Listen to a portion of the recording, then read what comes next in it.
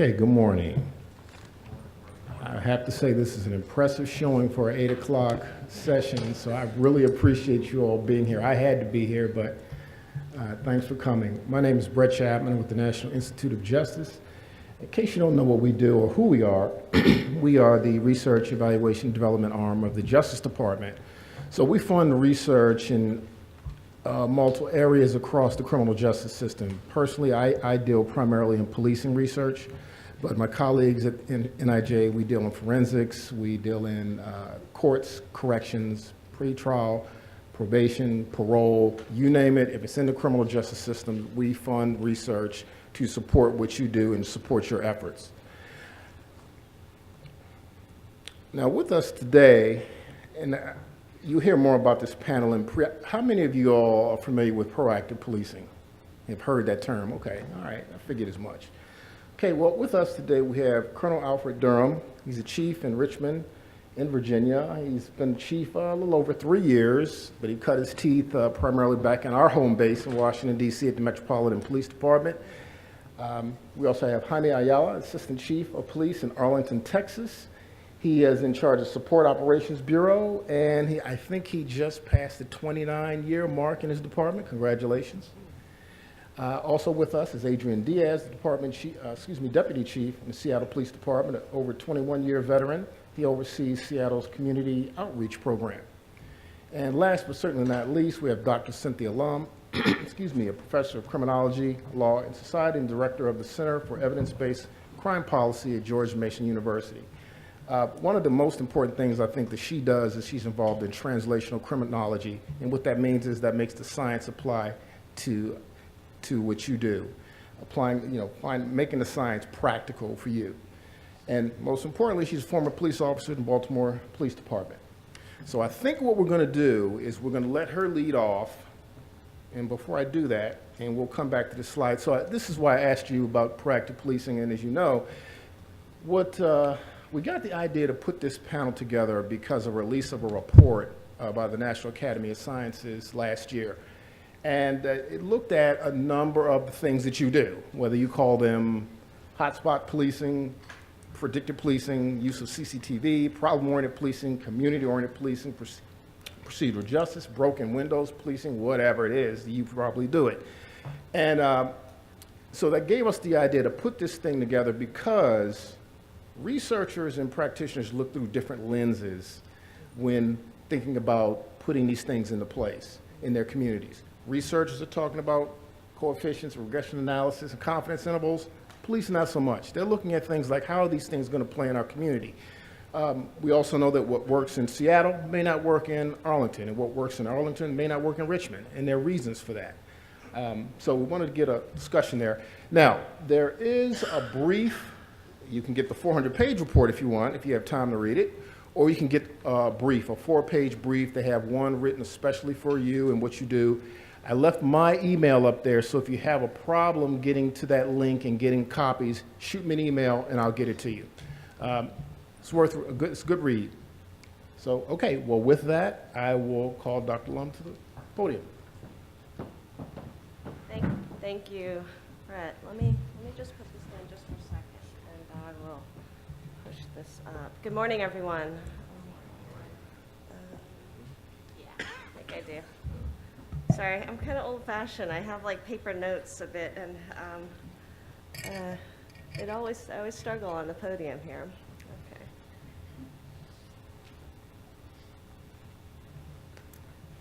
How do I get out of that?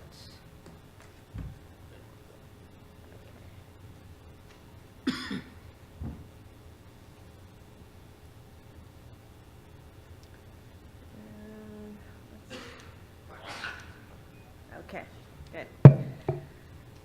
Okay, Brett, thank you very much for asking me to speak today to this panel. I really appreciate it. This is a subject that I'm really interested in, and I hope to get some of you interested in kind of the take that I'm going to present today on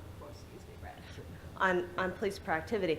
Brett spoke about the National Academy of Sciences report on proactive policing.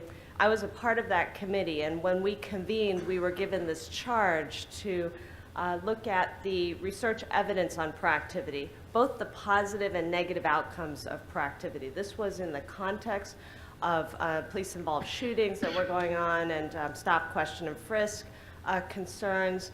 And so the National Academy of Sciences convened a group of scholars and practitioners together to take a look at the body of research on police proactivities across a wide variety of outcomes.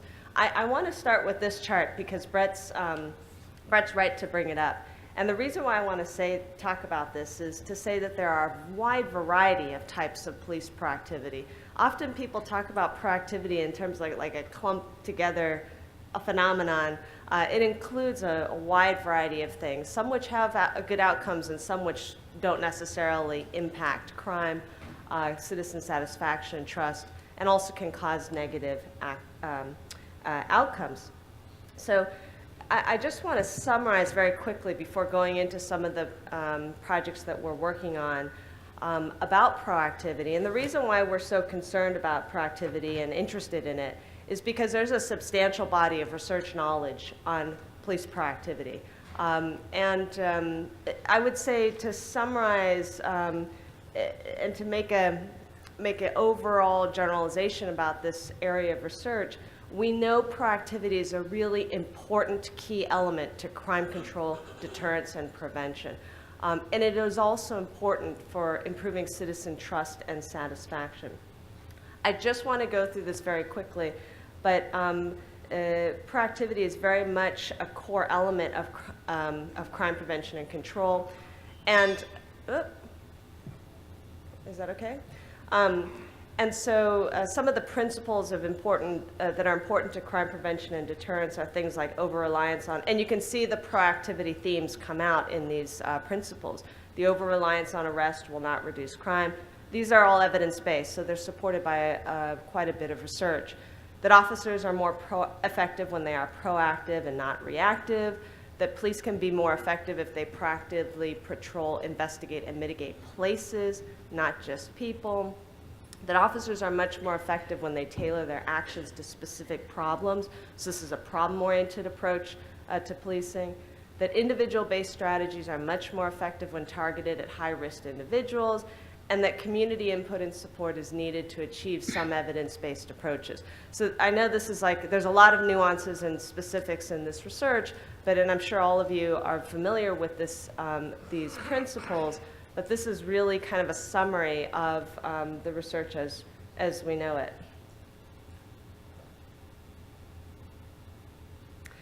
I just want to say this is why proactivity is so important for police agencies and for researchers to think about. And I think agencies are definitely moving into a direction of trying to be more proactive and also trying to choose proactive interventions that can reduce crime but not create negative community backlash. Okay, here's what we don't know though, and here's what the National Academy of Sciences, what we weren't able to really determine from existing research. The challenge is that despite the evidence-based supporting police proactivity, we really don't know the empirical reality of police proactivity as it's practiced in the US. What do I mean by this? We don't know, for example, the extent to which US law enforcement agencies are proactive. The LEMIS survey gets at this just a bit, but nowhere near any way for us to generate knowledge about police proactivity in the United States. We also don't know about the types of proactive strategies that agencies adopt and why. We don't know the types of proactive activities that individual officers actually engage in and why. We are not sure of the frequency, the dosage, the duration of proactivities practiced by officers, and we also are unclear about the specific impacts and consequences of different types of proactivity as practiced. The National Academy's report looks at ad hoc programs that have been evaluated by researchers and have been set up by police agencies, sometimes for the purposes of evaluation. What I'm talking about here is the everyday proactivity that your officers are engaged in on a regular basis. We have very little kind of empirical knowledge about that area. There's a reason for this lack of understanding about proactivity and lack of research. And that's because proactivity is often not recorded, and therefore it's often hard to measure it. Law enforcement is excellent in tracking reactivity. The entire CAD and RMS system tracks reactivity. It tracks what officers are doing when they react to crime. That's the blue areas that you're seeing here, the time that officers spend on answering calls for service. The stuff in between, which is the proactive, uncommitted time in which proactivity could occur, is often less tracked. Sometimes the activity in that period doesn't get recorded or tracked. When something's not tracked, it's definitely hard to measure it or determine its effects. So here, Chris Coper and I established the Proactivity Lab at George Mason University with the generous funding of the Laura and John Arnold Foundation to figure out how we can think about proactivity and how we can understand it. Specifically, we're focused on observing, detecting, and measuring police proactivity as it's practiced, devising easy ways for agencies to measure police proactivity, for them to measure their own proactivity, to understand officer choices in proactivity and proactive toolkits that officers are using, and also to measure the consequences of police proactivity in terms of all types of outcomes, not just crime deterrence and prevention. Okay, so today I kind of want to show you just a little bit of this research in the lab, just to give you a sense of some of the things that we're finding out about proactivity as it's being practiced. And I'm going to show you some empirical work that we're doing in two agencies. One is a fairly suburban, urban community called Prince William County. It's like a county right outside of Washington, D.C. And the second one is a more suburban/rural community in Kansas, which is the Riley County Police Department. And I'm hoping to give you some better understanding of some of the realities of police proactivity as they're occurring in patrol.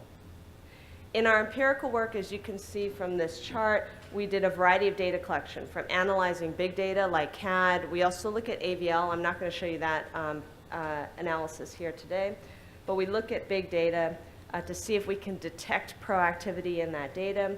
We also do systematic observations of patrol activities, as well as interviews of officers whom we observe. And again, I'm only going to talk about a couple of these findings just to drive some points home about the practice of proactivity and what agencies might think about as they develop their own proactive strategies. Okay, so what I'd like to just give you from the interviews, we did about 90 interviews of officers across these two agencies and asked them a number of different questions about police proactivity. I just want to point out two of the answers to this question because it'll be relevant later on in the discussion. First, we asked officers what they thought proactivity meant to them. So how would they define proactivity? What is included in this idea of proactivity? And the officers, as you can see from these charts, the left-hand side is Prince William County, the right-hand side is Riley County. As you can see from this chart, I think officers have a fairly wide view of what they consider to be proactivity. Yes, they tend to focus a lot on traffic enforcement, but as these charts show, they also think about hotspots policing, place-based patrol, looking for suspicious activity. Riley County tends to focus a lot on, their officers tend to define proactivity in the terminology of community engagement, as does Prince William County Police Department, not as frequently, but nonetheless they do so. So in other words, I think officers have philosophically a variety of proactive activities that they think that they can use when they're being proactive. We also asked officers, and I'll come back to that, I just want you to keep that in mind as I go through some of the data. We also asked officers about expectations and rewards. For being proactive, there are obviously different levels of expectations of being proactive in these two agencies. Riley County Police Department feels that their supervisors expect them to be proactive very often, and this is the case with about half the officers we spoke to in Prince William County. As you can see here, the rewards are often informal. for officers. They don't believe necessarily that they're going to be formally recognized for being proactive in their agencies, but nonetheless they feel like they get a pat on the back or the rewards are informal. A quarter of the officers in each agency believe that proactivity is being included in their performance evaluations. A more intensive part of our study, and I can come back to any of these if anybody has questions, but a more intensive part of our study was the systematic observations that we did. We thought that we hypothesized that proactivity was going to be hard to measure. So the only way really to do this, besides trying to find hints of proactivity in the CAD or the AVL, is to actually do systematic observations. So the research team went out and spent time, about 2 hours, with every officer in one district in Prince William County, and we tried to reach every officer in the entire county of Riley County because it's a much smaller agency. In total, the research team did about 180 hours of ride-alongs with officers, so this amounted to almost 100 ride-alongs, and observed over 230 proactive events during these 180 hours. We asked the research team when we were going out to record every time the police officer did something that was proactive in nature, and we had a wide kind of generalized view of what we considered proactive. It was anything that the officers were doing that was not administrative or not personal and not in reaction to a 911 call. Let me just say that there's a lot of methodological challenges with systematic observations. I'm happy to talk about those if anybody's interested. Okay, so here's what we found from the systematic observations. Again, this is recall what officers are saying, what they feel like proactivity means to them. When we actually watch them and engage in their everyday patrol, it appears that most of their activities center around two things, and that is traffic enforcement and what I would call a generalized place-based patrol approach. An exception was Riley County Police Department that also did community engagement for about 11% of their activities that we recorded. There's 2 points that I want to make with regards to this finding. Many of the proactivities that we discussed in the National Academy's report are not being practiced regularly. So all of the things that academics think that we would include in proactivity that we're studying about, most of that stuff is not regularly practiced in these two agencies. And I suspect if I asked folks in this room to talk about the proactivity that their patrol officers are doing every day, it's probably a lot of traffic enforcement and generalized place-based patrol. We also did some further analysis in one of the counties, and it seems like the officers are also not necessarily targeting accurately in terms of where they're doing their proactive activity. In other words, their proactivity is not necessarily aligned with crime or with traffic problems. Okay. I mentioned that we are trying to also measure dosage of proactivity. Again, these are things that we think that agencies might be interested in determining because proactivity is so, we know that it can be effective in crime control. So I think deployment commanders are interested in this type of information. But when we looked at time spent on proactivity, in Prince William County Police Department, of the 7,200 hours 200 minutes that we observed with officers, about 18% of that time was actually spent doing something that was proactive. And with Riley County, about 24% of the minutes were spent doing something proactive. For the patrol commanders and supervisors in the room, dosage obviously is one of the 3 pillars of deployment command, the other 2, of course, being activity, the activity itself and targeting of that activity. So skillfully, I think, figuring out dosage, target, and effective activities can really mean the difference between affecting crime in a particular targeted location or not. Also, we measured how much time officers were spending for each proactive event. And what you're seeing here is kind of differences between these two agencies in terms of the time spent on proactivity. Prince William County Police Department tends to spend most of their proactive tends to spend about 1 to 5 minutes on most of their proactive events, maybe a little bit into the 6 to 10 minutes. Riley County Police Department has a little bit more of a spread between 1 to 5 and 6 to 10 minutes. This is because they actually have an intervention set up, a regular intervention for their patrol, that requires the patrol officers to stay a little bit longer at crime hotspots based on the Cooper curve principle. Okay, a couple other observations from the systematic observations.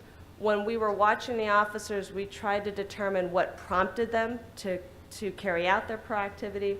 Most of the time it was officer perception, experience, and discretion. We didn't necessarily get any hints that information, intelligence, analysis, or even community input was going into decisions about where and how to be proactive. And let me say this, that there is a variety of problems with this craft approach to proactivity that would really require a whole lecture in and of itself. But I'll just say that deployment is really a careful, meticulous, tactical, and strategic activity, but oftentimes the craft doesn't treat it as such. And this is clearly what we're seeing in some of these observations. The second observation, I think, is much more profound, and that is that a majority of proactivity never gets recorded by police officers. So about 56 to 60% of what they're doing, these good things that they're trying to do to reduce crime or to try to reduce traffic accidents, are never being reported. Most of this, I suspect, has a lot to do with the generalized place-based patrol, but we also found that officers were doing traffic stops without calling them into CAD, which obviously is an officer safety issue, but also it's not being recorded that they're doing this type of work. Okay, and finally, in addition to the systematic observations and the interviews, we also did some deep analysis of CAD. And I'm only going to show you a couple of pieces of that analysis here. And in particular, we're trying to see, okay, when officers do call in a proactivity into CAD, what does that look like? The vast majority of proactivity that's being recorded in CAD are usually traffic stops for Prince William County Police Department. This is similar to Riley County Police Department, except for the fact that Riley County also has a specific CAD code that indicates place-based policing. So targeted hotspot patrol using a Cooper principle, right? So that's what you see with laser point, and that's really interesting. They set up a CAD code to reflect that particular proactivity, and they're able to measure it now in their CAD, and we're able to see it and detect its effects. Let me also say that, and I'm not showing this here, but we're doing a more complex analysis of dosage. By the way, you're seeing the average time that's being spent on different types of proactivity in the right-hand columns of these two charts. We're doing some kind of complex analysis on this particular issue, and what we're finding is that proactive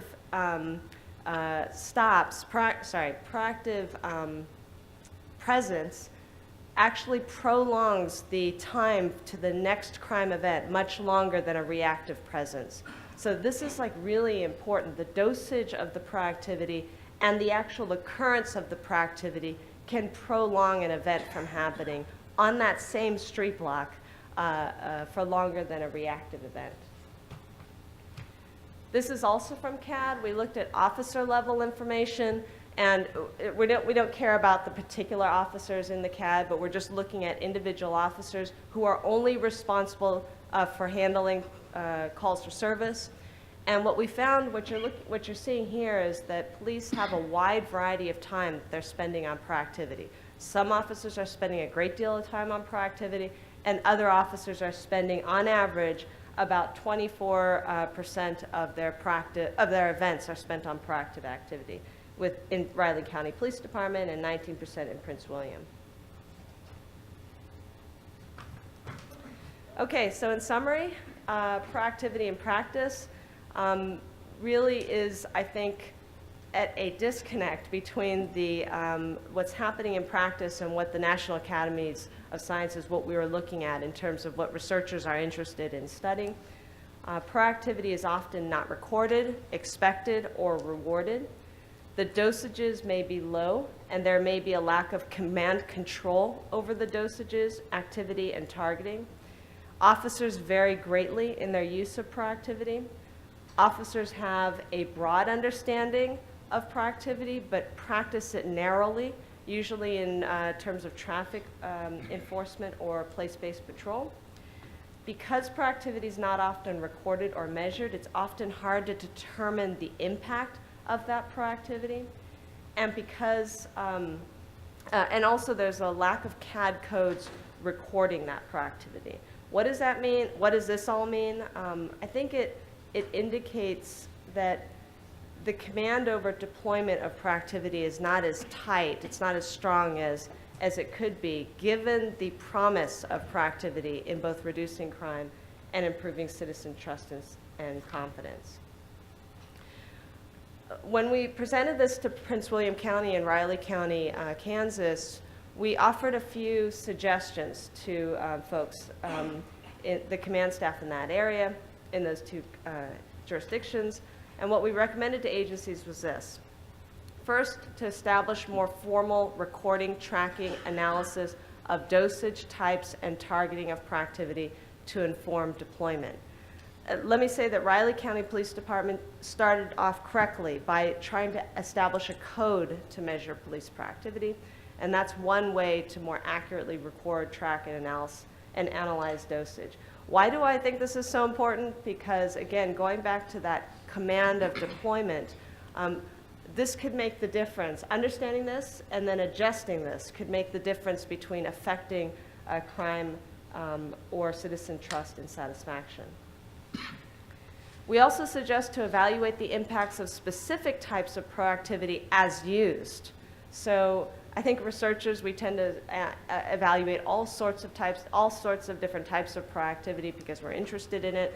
But I think we need much more analysis of traffic proactivity and generalized place-based patrol.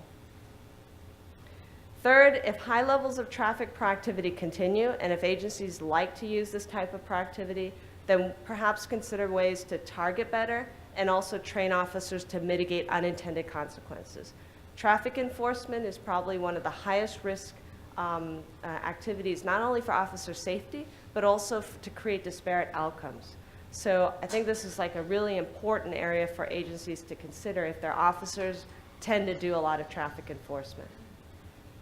And finally, we suggest officers be trained in a broader proactive toolkit. They tend to focus on traffic and generalized place-based patrol, but the toolkit of proactivity is so broad, and there are so many different options. We have like a whole playbook talking about different types of proactivities that patrol officers can use, but they're really focused narrowly on traffic enforcement and place-based patrol. If you would like any more information, please feel free to contact me. Thank you very much.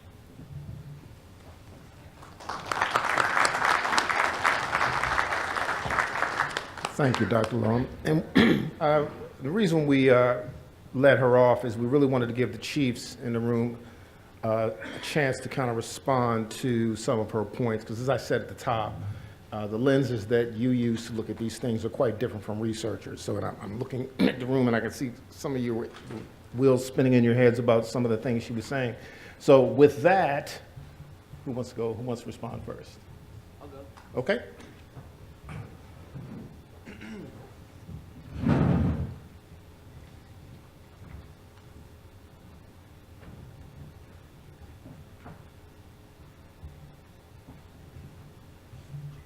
Perfect. I actually didn't bring a PowerPoint, so if you want to, you just look at me. So hopefully that's not your morning issue or anything like that. So I'm Chief Diaz with the Seattle Police Department, and in the last, we've been under a consent decree with the Seattle Police Department for about seven years.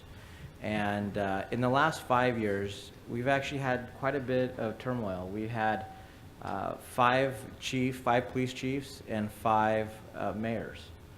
Some lasting as small as a couple of days as far as mayors, and some of our assistant chiefs lasting about 6-7 months for interim places. But we created a little bit of stability in leadership. So the reason why I'm starting off with this information is because It really is a matter about leadership when we talk about proactive policing.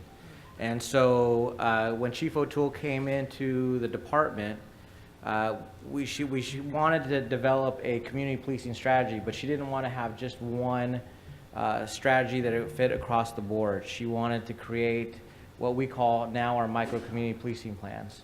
So we developed 57 different micro communities. And we wanted to start off by kind of changing the dynamic of, look, we're going to use a data-driven approach. That's part of policing. That's part of reducing crime and disorder. But we really want to get community input into the mix and figuring out how officers actually respond to the things that the community really cares about.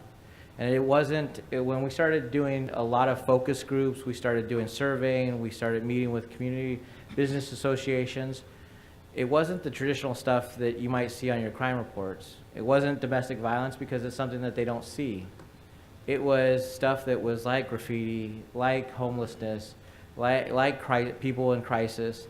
It was a lot of the little small disorder things. And so what we wanted to do was we gave the precincts a task. We said, look, we want you to go out and we want you to identify 3 to 5 priorities. We're not asking you to develop 10 priorities because we know that if you have 10, you will not be good at 10. We want to have 3 to 5, and then we want you to work with the community to develop a set of strategies to address those 3 to 5 priorities. We want community input, and we want community buy-in, and we want community involvement in actually carrying out those strategies. So like anything, when you kind of start a program out, we really let it to be organic. We wanted to make sure we gave a kind of a broad brush for the precinct captains, and each precinct captain did it their own way. So we wanted to let them have the ownership of it. Because why? You want to get buy-in. But you know, with anything, you always have this process. With different chiefs that are at the helm, they figured, oh, 0 to 3 months, it'll go away. And then 3 to 6 months, the captain's like, I guess I might as well do something with it.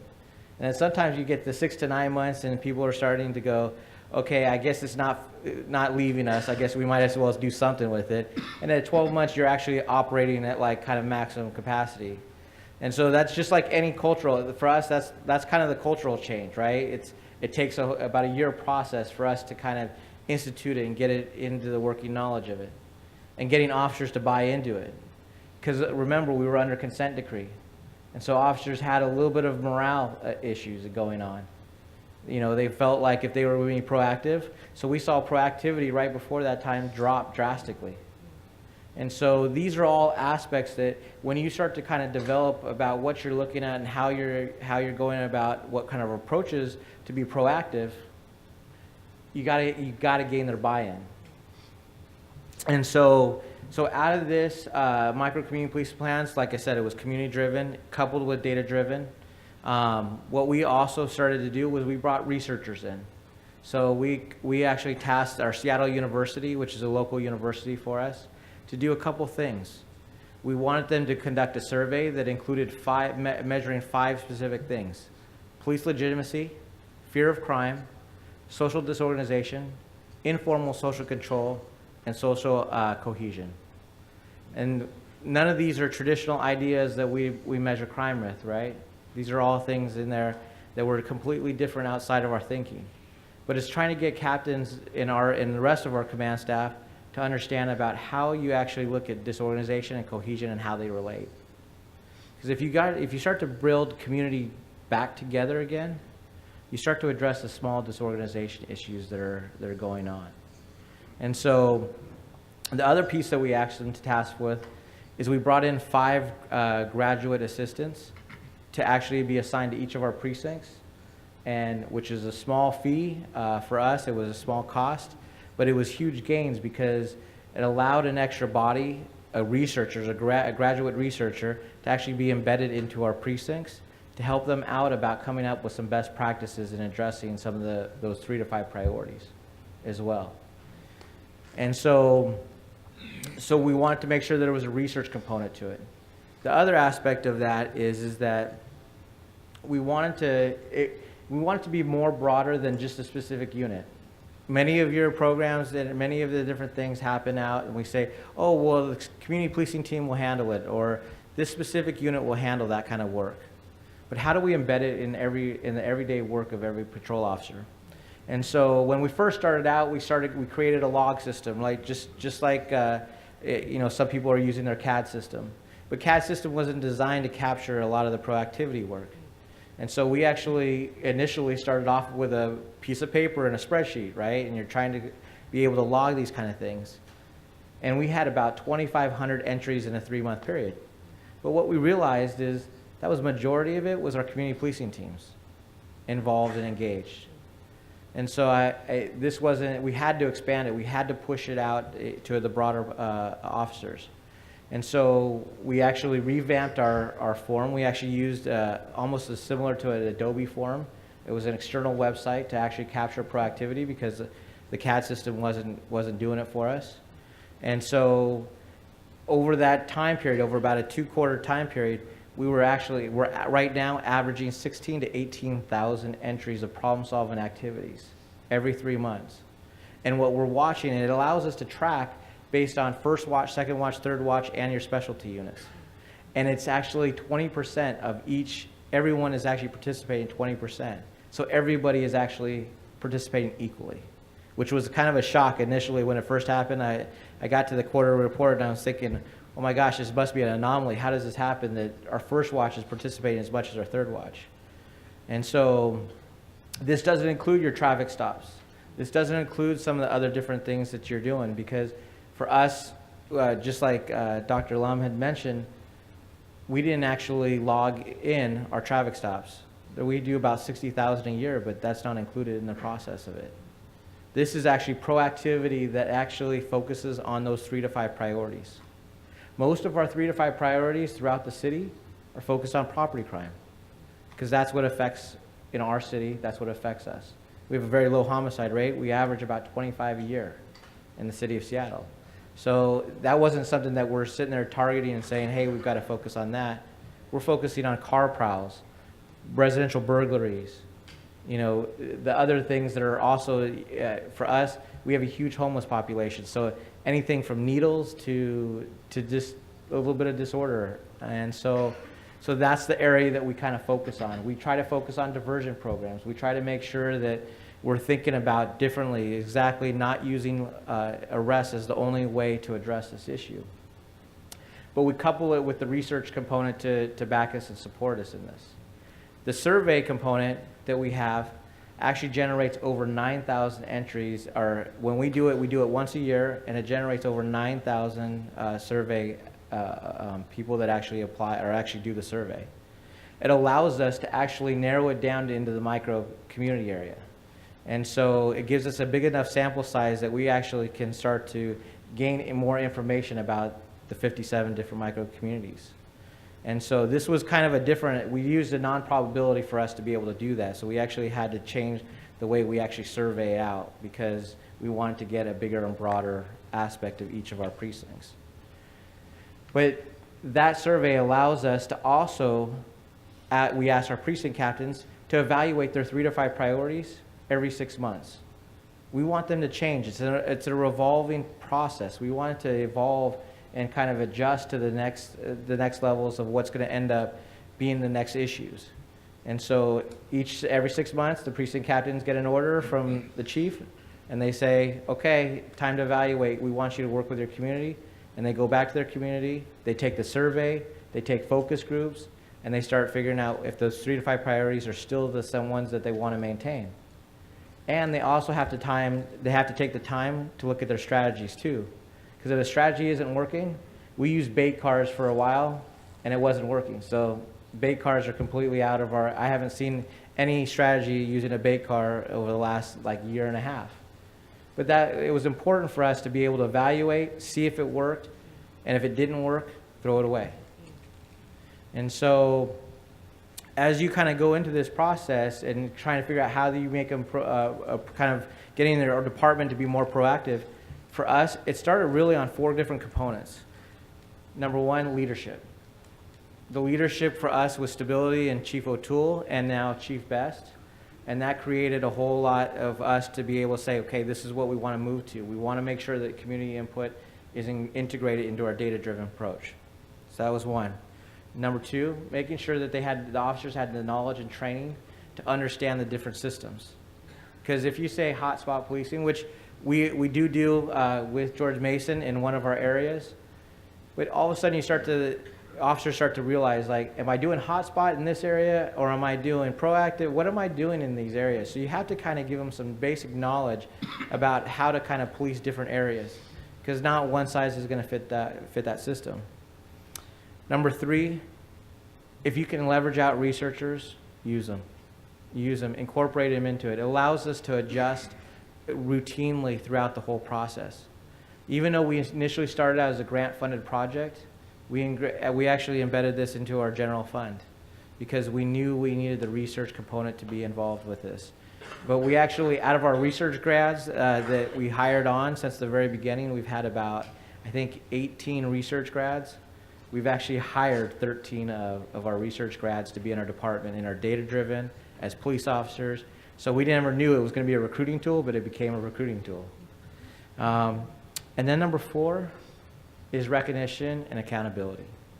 You have to make sure that you recognize the officers and their good work and their hard work at it. But you also got to hold the supervisors accountable when officers are not participating and not being active. Every 2 weeks, each of the sergeants get a report that says what officers have been logging in and what they've been actually submitting out in their reports. And so that way, sometimes you have an officer that has 0 on there, but then you go back and, well, the officer was on vacation. So it's very understandable. But you still want to create some level of accountability embedded into your system, that you make sure that sergeants are also following up with the officers to understand what kind of proactivity that they can be engaging in during that off time. So thank you for your time.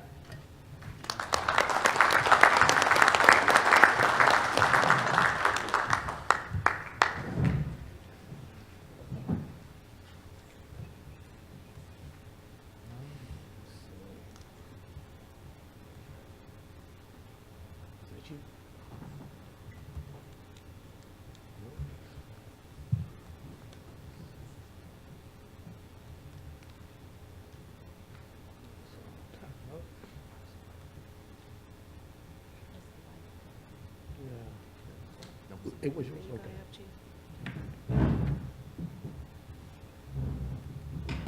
Yeah. Okay.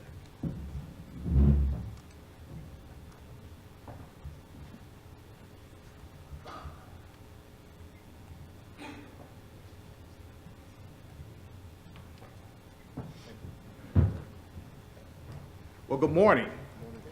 Again, I'm Chief Al Durham from the City of Richmond, Virginia Police Department. And Brett, thanks for having me on this panel. I think it's important. By way of background, I spent 25 years with the Metropolitan Police Department in Washington, D.C. before retiring. And about next month will be 4 years that I have been in the city of Richmond. By way of background, Richmond is a unique city. Mayor Jones, the prior mayor, used to say it was a tale of two cities, the haves versus the have-nots. We have a 26% poverty rate in the city. 33% of the children live in poverty. And our biggest challenge is we have 6 public housing communities in the city of Richmond. When I took over the department, there were 5 focus areas that I wanted the department to strive to do every day in everything that we did in our policing efforts. One was morale and welfare, the morale and welfare of the men and women of the police department. Where were we at that time when I assumed, and how do we get the best out of our men and women? The second thing was customer care. How is it that we treat not only our external customers, but internal customers? Our employees, both on the civilian and sworn side of the house. I look at policing as a business today, where we are a service provider, and how do we treat our customers? Technology is a big one. As you all know, technology is really what drives law enforcement today, and the investments had not really been made in the department. The other one is what we do every day, and that's safeguard the community, the way we police, some of the things we're talking about here in this session today. And one that's near and dear to my heart is youth engagement, the future, our children. How do we engage in them to make them be better, productive citizens to ensure their success in their futures? I mean, like you, we're tasked to do a lot in the city as the police department. As you can imagine, what I tell folks, police, we're the face of government 24/7. When somebody pick up the phone and call 911, they're going to get a police officer or even public safety, you know, your fire, and of course our 911 dispatchers, they're going to be the ones that receive the call. So public safety is the face of government. Like you, I'm pretty sure, especially those who work in the urban area, the homeless issues, the mental health issues, the opioid addiction, youth violence, increased gun violence, like we had saw in our city last year. We end up with about 66 homicides in the city of Richmond, population of about 221,000, and we had about 189 non-fatal shootings. We had our challenges, even though we still had a reduction, 2% reduction in our violent crime. Today, that tide has been turned. We're looking at a 9% reduction in violent crime across the board, and probably about a 29% reduction in our homicides and a decrease in our non-fatal shootings. You can sit here and say, what causes that? I think there's a myriad of things that we have done this year. Every year, I have a retreat for my command staff when we talk about what we're going to do January 1.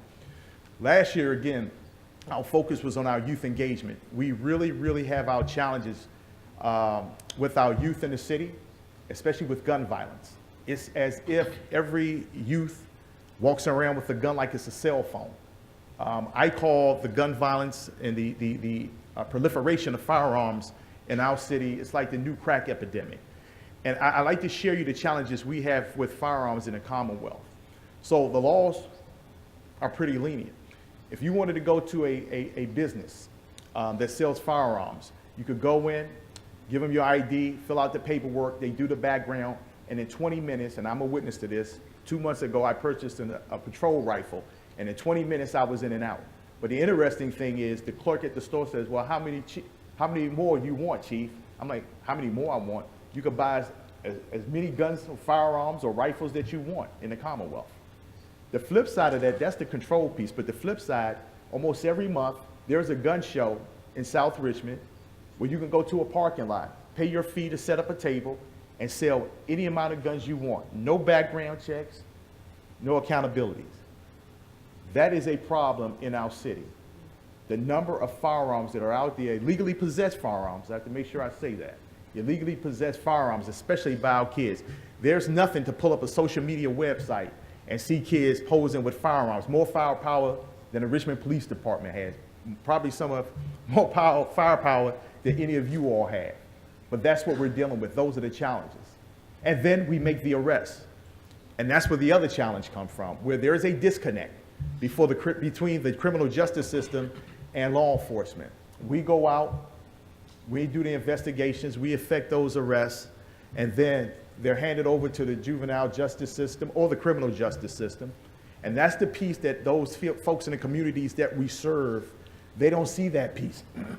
Because again, the police are the face. They don't see the courtrooms, they don't see the prosecutors. But then they want to say, officers, we helped you, we gave you information, and they're right back on the street. That accountability falls on us. You know, one of the things we were talking about, that policing, where you talk about person focus, community focus, and that strategy on hotspot policing. One thing that I have learned in my time is I'm not a fan of hotspot policing. When you go to particular neighborhoods and you focus on one group of people, and I can tell you why. We were having a series of shootings years ago in DC, and we were going into these public housing communities, and we were arresting everything that really was breathing. Open containers of alcohol, disorderly conduct, only to have a shooting and go back a couple of hours later and ask the community for help. So think about it. The same people that we were depending on to help us solve the crimes in their communities, we were arresting them, while the drug dealers and the shooters were still standing there watching us arrest them. We got no support, we got no help from those communities. So some of the programs that we have created, again, I told you in January, we were focused on our juveniles. And I tell you, one thing that I love coming to the IACP, you know, we don't have to reinvent the wheel. In 2015, I sat at a conference, and Deputy Chief Bethel from the Philadelphia Police Department talked about a program, a diversion program, and keeping kids in schools and out of the system. The LIFE program that the Richmond Police Department created was in 2015. In April 2015, the Center for Public Integrity in Washington, D.C. published a report, and some of you may have seen it. And that report was schools being a pipeline to prison. They looked at states all across the country. And when I opened up that report and I read it, I was surprised to see that the Commonwealth of Virginia led all states that were studied in this research in arresting kids. So I immediately called my captain, who's in charge of our school resource officers, and I says, explain to him the report, and I want to know how many kids had we arrested from the time school started in September of 2014 to the date of that report, which was in April of 2015. And to my surprise, and I'll let you know, I'm a chief, I don't know everything. To my surprise, we had locked up 157 kids in that time span. 150 kids, 57 kids, and 50 of those arrests was for not sitting down in class, using profanity, and being disruptive. That's unacceptable. That was unacceptable as a police department. And when you look at it, we were doing the work of school administrators. Our school resource officers, a teacher, a principal, administrator said, hey, we want that kid arrested, and like robots, our officers were following the orders. So working immediately with the school superintendent at the time, Dr. Dana Bedden, the court system, and the police department, we got together and talking about how do we prevent this from happening. It was not a pretty picture, especially for me and my police department, to know that we were part of that number in the Commonwealth, the state of Virginia, to lead all those cities again in arresting our kids, our future. And the youngest kid that we arrested was eight years old for not sitting down in class. So one of the things, LIFE is the acronym for Law Enforcement Intervention Focusing on Education. We sat down, we brainstormed and said, how do we keep the kids? There were about 14 charges, misdemeanor charges that we were not placed on a kid. But what we would do, we'd put them in a 9-week program within the police department. And in that 9-week program, there are very issues where we're talking about social media, talking about behavior issues, talking about conflict resolution. So when we started that program, we intended it to be not only for the kids. A majority of the problems that these kids are facing, our youth, as you know, are in a household. There is a disconnect in many households in the city of Richmond. Parents can't control their kids, and they don't know where to go get help from. So we were successful. We started off the program with about 25 kids. But to our surprise, only about 2 parents participated in the program. There are sessions for the families also. So the dynamics of that was you don't have kids that we have in the program, and we wanted their parents to come to the program so we could be able to get them the services that they need to find the underlying issues of why the kids are having these behaviors. Their child or daughter, son or daughter, were having the problems that they were having. So again, the goal of the program was to prevent you from getting involved with the juvenile justice system, the school to prison pipeline, to build relationships between the youth and the Richmond Police Department officers, and to provide youth with referral opportunities for continued support. So again, we started that in 2015. So far, there have been 9 cohorts. The 10th cohort started this month. There have been 125 participants. One of the things that, again, it's like anything. When you start a program, you try to build and build upon your successes and failures. One of the things we considered a success was, hey, we graduated the kids from our 9-week program. They come in, we build relationships, and we send them back out into that same environment. And what we were seeing was some of the same kids that participated in the LIFE program were arrested for another charge.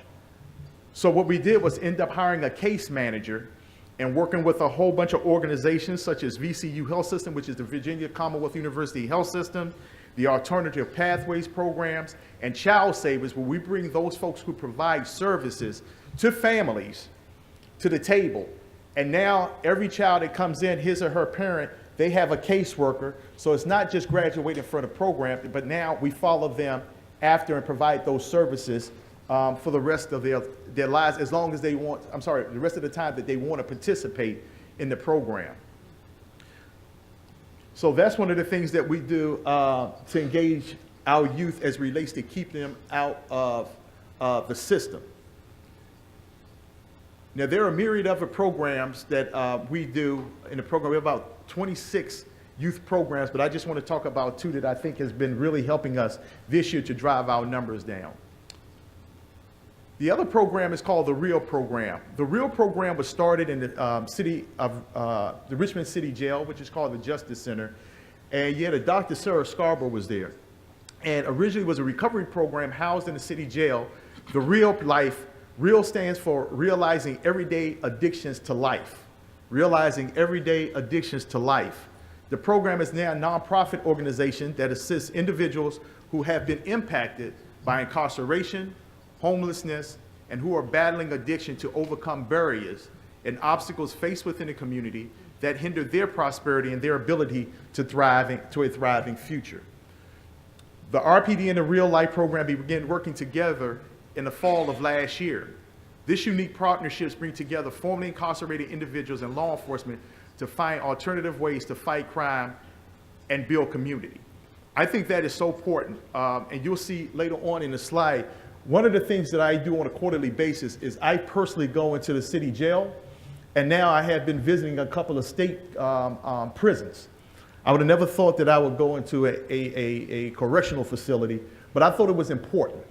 And the reason I do that, a lot of those folks that are in the Richmond City Jail, they are suffering from mental health issues and substance abuse issues, and a majority of them are nonviolent offenders. And like you in your communities, there's just not enough bed space for those mental health consumers in our communities, and a lot of them end up arrested, and that's the mental health treatment that they get sitting in a jail.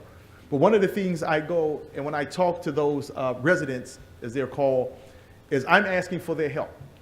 One is that it's our job, the Richmond City Police Department's job, to protect you and your family when you get out of here, meaning out of there, should I say.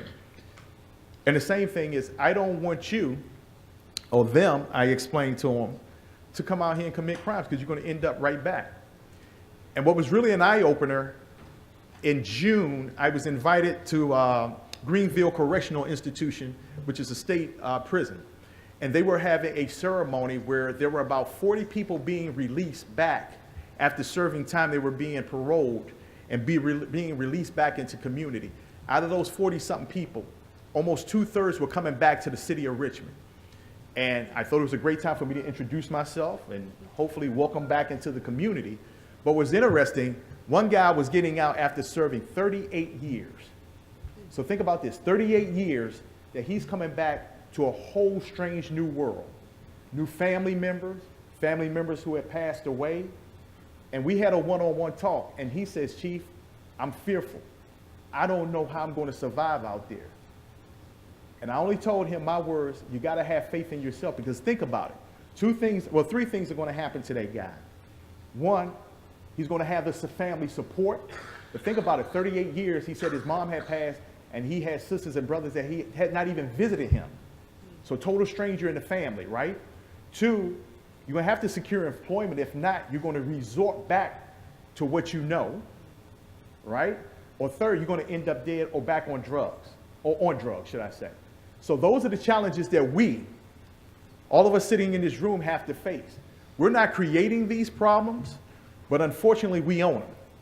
And at the end of the day, folks are saying, especially in my jurisdiction, maybe not yours, but Chief, what are you going to do about homelessness, opioid addiction, mental health?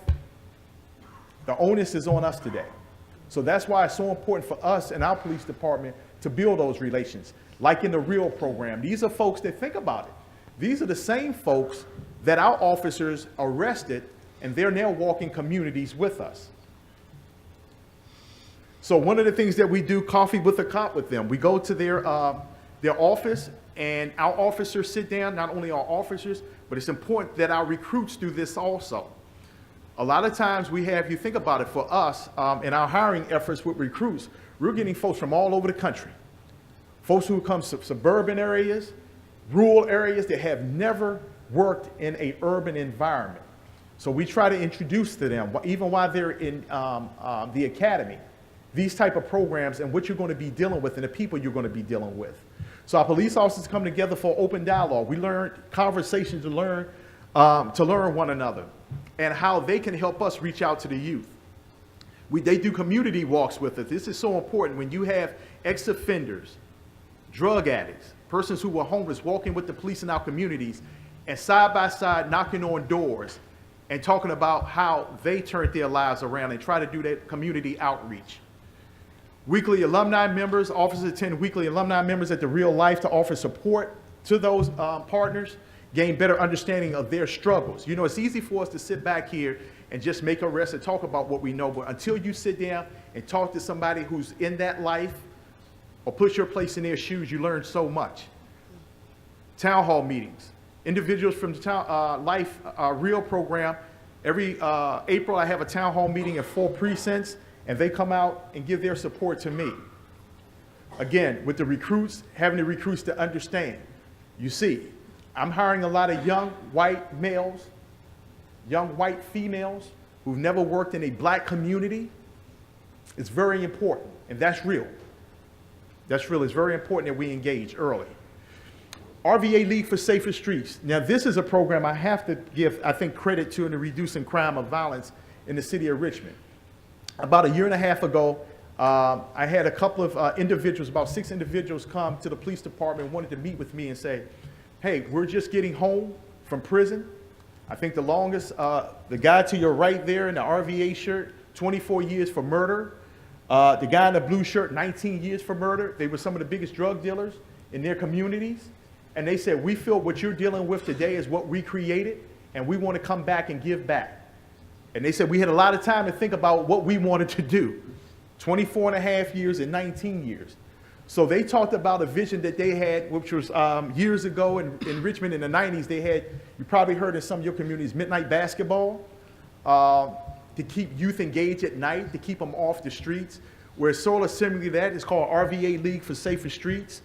We started last year in June of 2017. The interesting thing is that the athletes from this program are from some of our most challenging neighborhoods. All of them are some of the players are from all our public housing, but other neighborhoods. But what's interesting, in that first season, it was 8 weeks. We had funding for only 8 weeks, and we did not have a murder in public housing.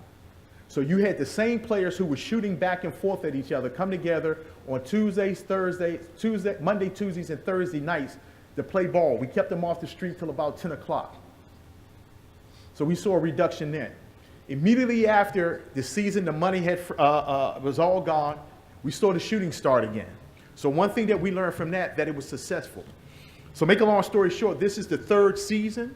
We have seen significant, it just started 2 weeks ago, we have seen significant decreases in violent crimes in our public housing. But the most key critical point is the Richmond Police Department is a partner. Those gentlemen there, they run the league. They're the ones who go out and recruit. We started off with 8 teams. Today we have 17 teams playing in this league. So it's growing. People are clinging on to it. But it's not only the basketball. An hour before each game session, starting at 6 o'clock, we bring service providers in. We get these folks help with jobs, driver's license, birth certificates. So now that's building that trust and relationship. And to see, we have officers, police officers, we have a team in the league, and to see our officers go out there, play ball, and to be able to hug and shake hands with these folks, and now having conversations on the court and sitting on the bench or in the stands is priceless. So those are some of the things that we are doing. Bonaire Juvenile Correctional Facility. We go, again, build a relationship with our youth. We spend a lot of time there. We play soccer. We had a basketball game there. This is the professional soccer team playing with the police department, playing against the youth. That's important. Those individuals that are incarcerated in our juvenile facilities in the state, they're coming home. And it's important that we build those relationships while they're inside so we continue to have them to grow on the inside. And the last thing I want to talk about is our homicide support group. When I got to Richmond, I was so impressed to see this. Whenever there's a homicide, our detectives really, really embrace the families of those victims, and they become our family. And to see each month these families come in to try to heal, and regardless of the circumstances or the walk of life that their loved ones was involved in, to have those parents, brothers, sisters, aunts, uncles, dads, to come once a month and meet, it helps them and it helps us. Our detectives are part of this, and we sit there and we talk daily. We have events, they have outings, and we're celebrating our 10-year anniversary. We're going to have a big, every year there's an annual picnic, if you will, and it's just great to see those type of relationships, and then they become our advocates. Everything that we're doing here in our programs is to build trust and legitimacy. The terms that we use all the time, but what does it really mean? I really believe that the work that we're doing is building those trusts and legitimacy across the board. But again, it starts at the top, as was stated earlier in the presentations. And one of the last things that I say is that policing today is tough. Some of the most challenging times between us and the community served. And we just have to continue to do that. And at the end of the day, there were several meetings at this session talking about homicide and impunity. And this is why we do it, you know.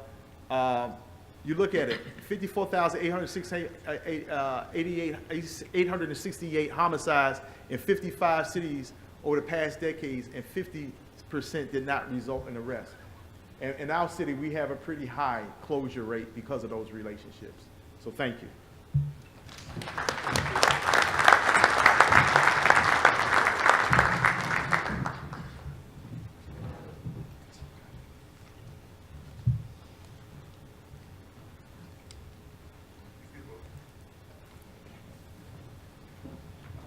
Good morning.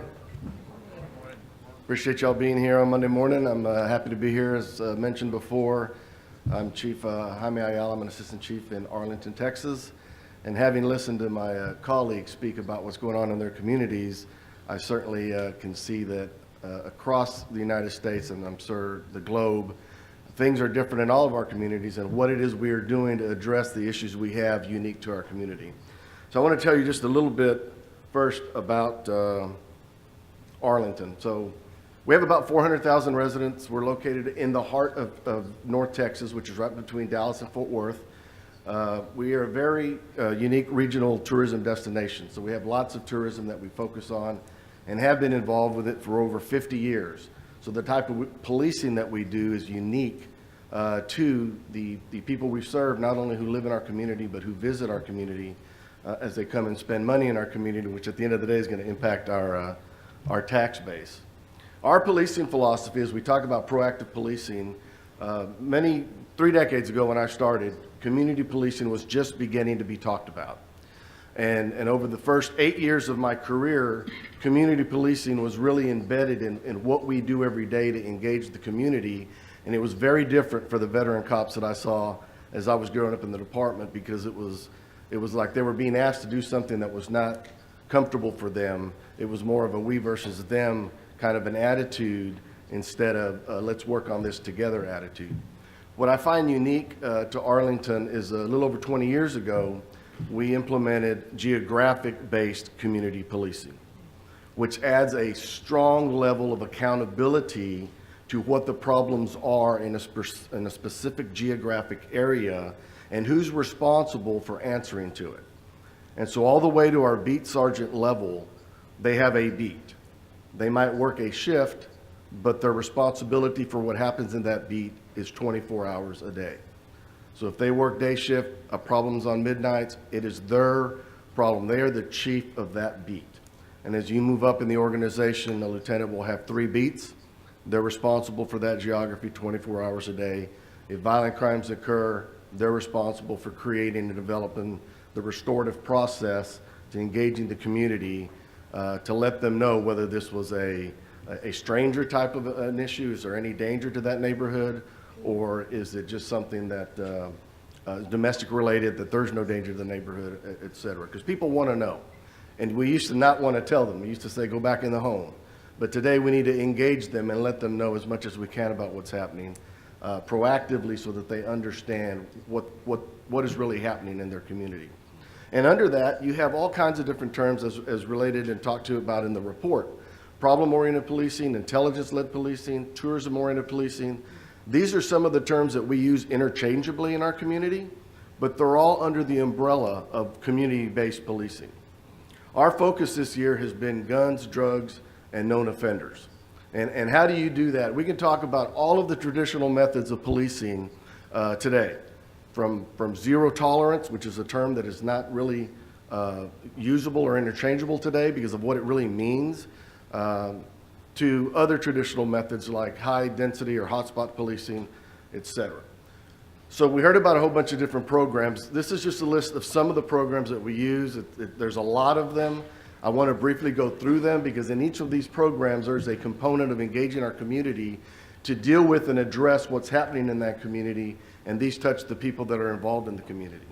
First off, most people go to church. And so if you have a relationship with your clergy, you're going to have a direct contact into somebody that is in that congregation that might be a problem for you in the beat that you're working, that's someone you can contact through that clergy. So we have a very strong partnership in Arlington in the ACAP program. They have prayer sessions in front of our stations with our officers. They show up to events, a very unique thing. As many of you have, we have Citizens on Patrol. These people volunteer to drive in their neighborhood. They stick a sign on the side of their car, and they just love being involved with the police. Another program we have is COP Mobile. This is like COP, the only thing is we train them, we provide them a car, a radio, a phone, and we tell them where we want them to patrol. So we strategically deploy them in areas where we want visibility to occur to try to reduce or deter crimes from occurring. We have our Citizens Police Academy, which we have had now for over 30 years. We do 2 sessions a year, and they become alumni and participate and support the department and functions in a variety of different ways. These folks, many of them are in COP Mobile or part of community watch groups, et cetera. As mentioned before, we do Coffee with a Cop. Gives the opportunity to citizens to come out and meet with police leaders in their area to talk about the issues that they're having. Our community watch groups, as I mentioned before, they meet regularly. Our beat sergeants and our beat officers are expected to go and meet with them and share information about what's happening with them. We created a dog watcher program, a dog walker watch program. Everybody has dogs, like to walk their dogs. Well, if you're walking your dog, why don't you look for things we might need to be interested in and report them if you see something that just doesn't look right. We get into our high schools where we can deal with our youth.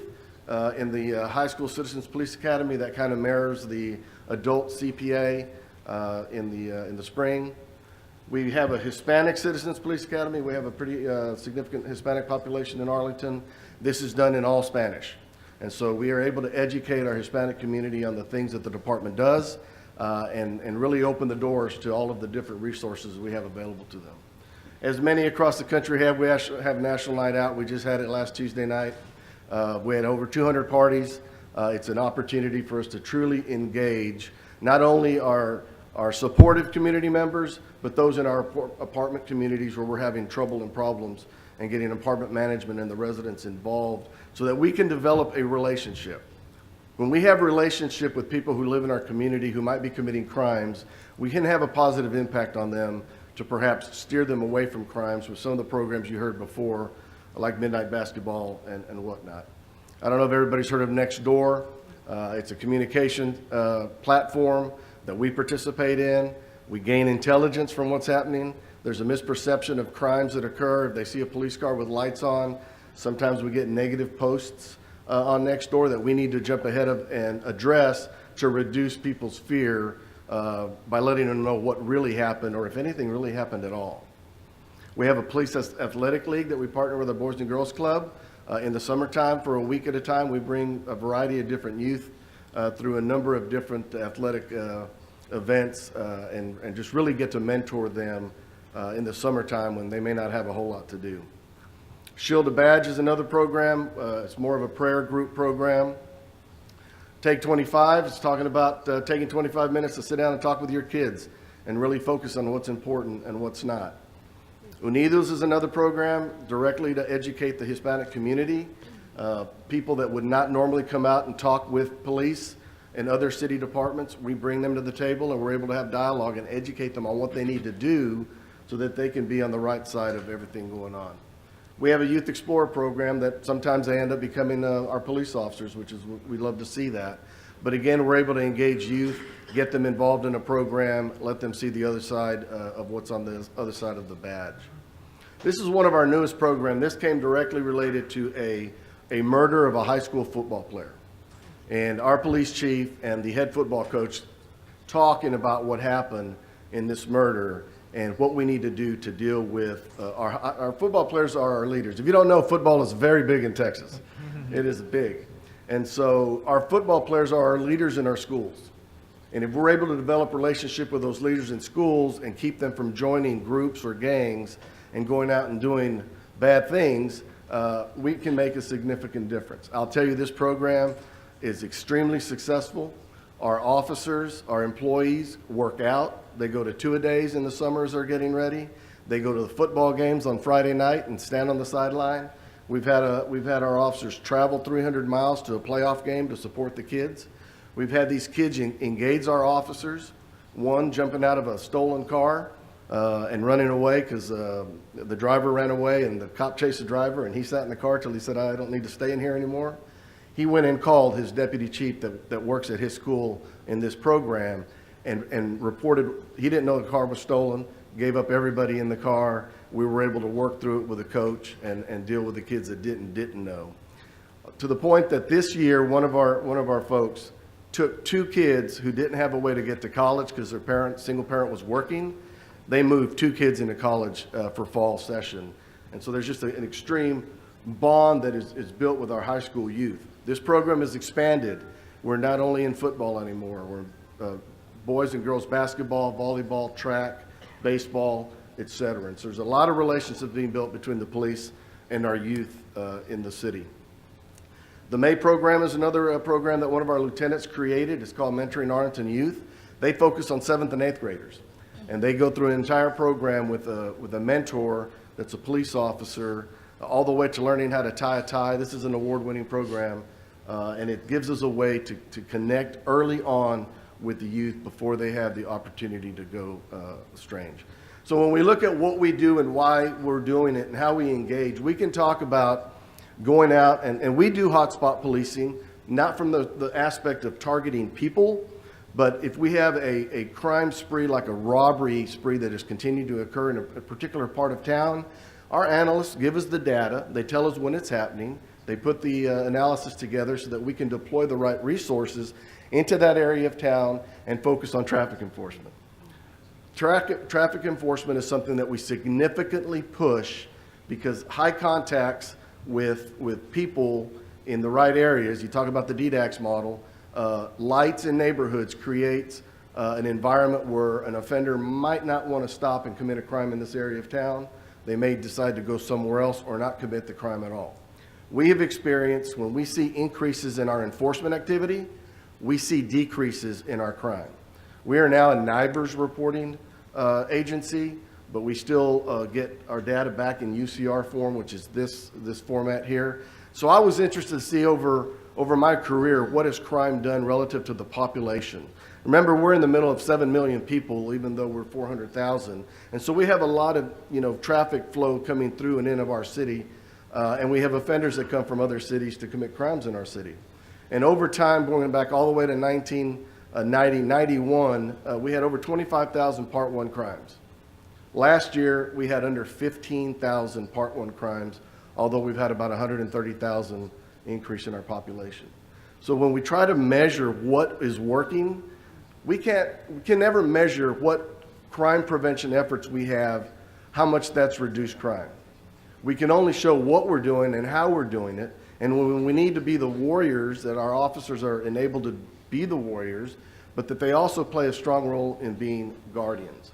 This past summer is the first summer out of the last 3 to 4 years that we have not had to start or create a violent crime reduction initiative. Because crime was, for the last few summers, crime just goes up in the summer when our youth are out of school, and violent crime just starts to happen, whether they're robberies and or shootings. I think it's because of I feel like it's because of the programs we've instilled, that this summer is the first summer we have not had to do that kind of a program. Everything that we do in our enforcement efforts or in our community engagement efforts, our officers have to be the tip of the spear. They need to know what we expect of them, and they need to do it with the focus of procedural justice. And we make sure that each of our officers is trained in procedural justice, that they know about the 4 pillars in fairness and transparency and giving people a voice, and being impartial, so that when we do have to make arrests, that we're doing it appropriately and we're doing it right, because being proactive is not just arresting people. We cannot arrest our way out of any situation. It's just not going to work. Putting people in prison and letting them stay there 38 years and expect them to come out and be good citizens without any support just doesn't work. We have to find ways to do that. So there are a number of other programs that we've come across. This is our report card to our community. I wanted to look at the last 10 years as well, just to kind of look and see what it's done and see what impact we're having with our policing efforts and our model, because our model is a little bit different. So when you talk about accountability in community policing or in geographic policing, we have the annual ComStat meeting where we come in and we review the crime numbers. But as we're looking at increases and or decreases, we look at what are you doing about the problem and who are you involving in the problem. So is COP mobile in this area? Are your crime community watch groups out there talking to you? There is a strong level of accountability in the geographic model that we employ, even though it's under the community-based policing model. But it affixes somebody's has to respond to what happened and what they're doing about it to move forward. So just to wrap it up, you know, this is what we are looking at today as of August 31st this year. We've had a significant reduction, 67% in homicides, 33% in rapes, 40% reduction in robberies. Our property crimes are down 15% and 7%. Car thefts are down 11%. We're having a pretty good year. And, you know, we have to be careful bragging about the good year, because when we have the bad years, it's just as important to focus on that. But when we look at the impact we're having and engaging our community to help us deal with these issues, we feel like the model that we're using is working, and the strategies that we're using proactively are working in the field. Thank you.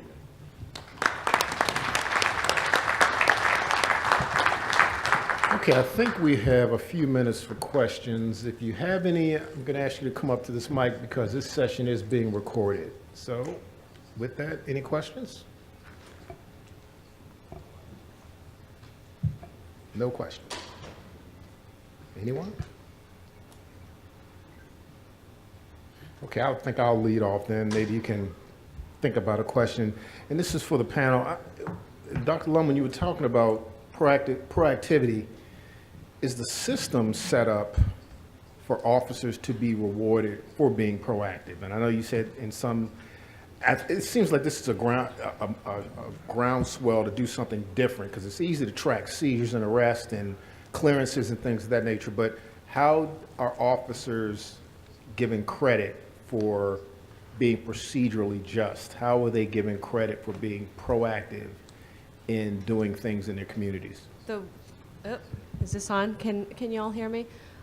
The weight of rewards in policing, Brett, are on reactivity. Mm-hmm. And so in our observations, I'm sorry, everyone, I'm like, the lights are giving me a bit of stage fright, so I'm sorry if I'm a little bit nervous.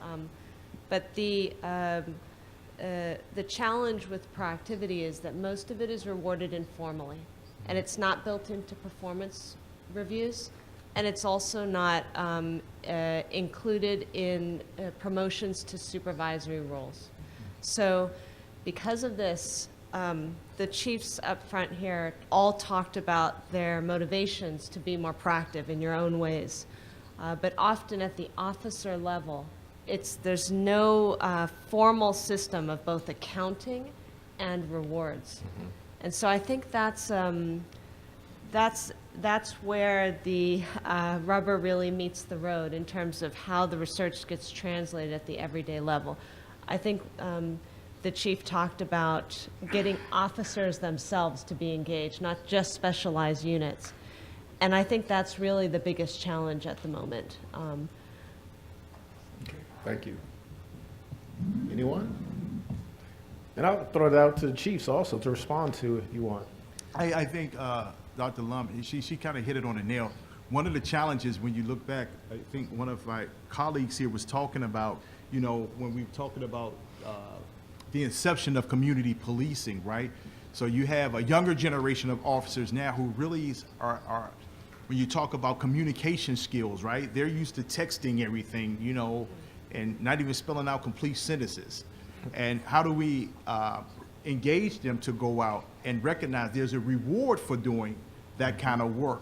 But most of the reward systems, I would say in the Richmond Police Department, while we have, you know, monthly awards, quarterly awards, and annual awards, most of that recognition comes from the patrol, the unit, at the unit level, which I think is good. They're recognizing the good work of their men and women. Yeah, I'll just echo that too. I think that one of the biggest challenges we have as leaders is employee recognition. You know, we have employees of the month.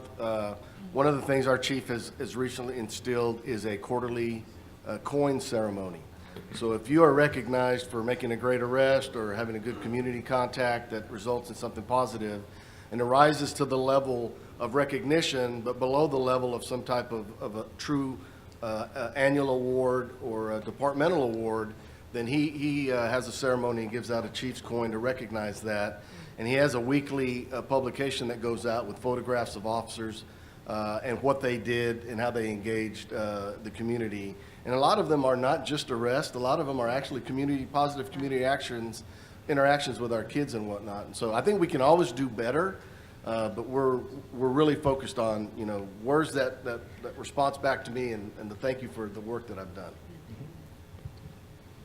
And I'd actually like to echo that. One of the things that our new chief has already started doing is we have a chief's award that we actually recognize officers during, for us, we call it CSTAT, but COMSTAT, and it's on a bi-monthly, so every 2 weeks, we're constantly recognizing officers with some sort of recognition. And what we wanted to do was 50% of the time we're going to be related to arrests or proactivity work. 50% of the time is going to be related to community work. So anytime we recognize, it's going to be half and half. Because if we value it, it's going to have to mirror the same value that we value our proactive policing piece. So, and then we actually, for our yearly award, have a specific award just specifically focused on community engagement as well. So we have, most of your awards are valor and honor and courage and all of those, but you got to have something that actually recognizes that for the engagement piece as well. Brett, I just want to add one more thing, that one thing that we did discover both in our work in these two agencies and also I do some more work in another agency with first-line supervisors, is that they have a general sense of what their officers are doing, and this is what I meant by deployment command. But on a daily basis, when I ask them, you know, what are your officers doing in terms of proactivity in between calls for service? And I think there's a lack of specific understanding by first-line supervisors. That, to me, is the starting point of really first-line supervisors taking that mentorship role in terms of what they're trying to get their officers to do during that non-committed time. Because if they don't know what they're doing, it's hard to mentor them around what they would like them to do. And the supervisors need mentoring as well. Okay. We got one question coming up. Good morning. Good So, morning. like your agencies and probably a lot of agencies here, we're dealing with low resources and the ability to deploy those officers on the street. So I was just curious, and for like my department, it seems like we're going call to call all night and there's minimal time to do proactive police work. And I know that frustrates my officers. Do you have suggestions as to how you deploy your officers and strategies you might take to allow time for that proactive policing to go on? I'll start off. You know, and you're absolutely right. In our region, in central, should I say Metro Virginia, we're short on staff. So it's that balancing act, and I leave that up to unit commanders, especially in patrol precinct commanders, to make that call. I see one of my lieutenants here, and they have a hell of a duty, if you will, to use those resources that are stretched so thin. But one of the things that I have done is made sure, you think about it, patrol, we always say patrol is the backbone. Well, my support services, they're the ones that's out there that I make sure they're deployed to support patrol. So that's one of the resources that you could use within your own department, specialized units. Actually, for us, we've actually civilianized several different positions in there that help set up and organize the different events or different programs, and then having officers show up. And so for us, we want to get officers to, kind of go into that relational policing model of at least 16 to 32 hours of continuous contact. But we need the program to be set up, and we don't want to pay an officer a higher wage to do something in there that we can pay a civilian to be able, that specializes in that. So utilizing your personnel and trying to civilianize certain positions. And sometimes now it's like, you have volunteer in police services. So can you use a volunteer in the community to be able to kind of set up things for officers to just be able to engage and show up when they have that free time? For us, it's about 35% of our patrol time is free time. But you're not going to get that all in one block. So when you have 5 minutes here or 10 minutes here, what programs are being set up so then you can actually plug them in accordingly. So. Yeah, to Chief Durham's comments about support, absolutely. You have some proactive units that aren't call-based that can come out and help do things, but really it's collaboration amongst the folks on the shift. If you have, community meetings to get to or whatnot, who can cover what while we go cover this, and working together. And depending on the size of the department and the resources you have available to you, you kind of got to dig and pull. Our expectation is that we get it done one way or another. You may not have the overtime available to you in the budget, but our lieutenants manage their overtime, and they can use their resources however they so choose, as long as we're able to accomplish the mission and the strategic goals of the organization. I would say first analyze how much non-committed time that you have. I know that sounds like such an academic response, but we get this response often. We're going to call to call to call. We don't have a lot of time. We're looking at 5 agency CAD data right now, and we're seeing large amounts of non-committed time in places where officers are saying we don't have any non-committed time. So one is, what is the reality of the uncommitted time? The second thing is also, oh